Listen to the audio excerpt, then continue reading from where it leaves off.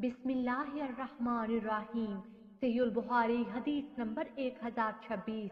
हज़रत अबाद बिन तमीम रहमतुल्लाह के चचा ही से रवायत है कि नबी सल्लल्लाहु अलैहि वसल्लम ने दुआए इस्तिकासा के मौका पर 2 रकअत नमाज पढ़ी और अपनी चादर को पलटा। सहीहुल बुखारी हदीस नंबर 1027। हज़रत अबाद बिन तमीम रहमतुल्लाह अपने चचा से रवायत करते हैं, उन्होंने फरमाया, नबी सल्लल्लाहु अलैहि वसल्लम दुआए इस्तिकासा के लिए ईदगाह तशरीफ ले गए और किबला रू होकर 2 रकअतें अदा की, फिर अपनी चादर को पलटा। रावी कहता है कि रसूलुल्लाह सल्लल्लाहु अलैहि वसल्लम ने अपनी चादर के दाएं किनारे को बाएं जानब कर लिया। सहीहुल बुखारी हदीस नंबर 1028।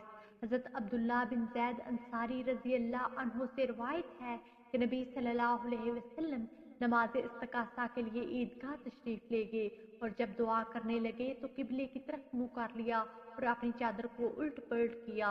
अबू अब्दुल्ला इमाम बुखारी रहमतुल्लाह फरमाते हैं कि अब्दुल्ला बिन ज़ैद माज़न कबीले से तल्लुक़ रखते हैं और पहले अब्दुल्ला कूफा के रहने वाले हैं जो यजीद के बेटे हैं। सहीहुल बुखारी हदीस नंबर 1029।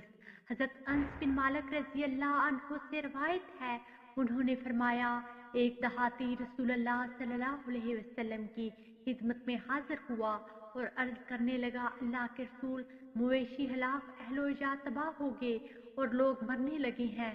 रसूलुल्लाह सल्लल्लाहु अलैहि वसल्लम ने दुआ के लिए हाथ उठा लिए, लोग भी आपके साथ हाथ उठाकर दुआ करने लगे।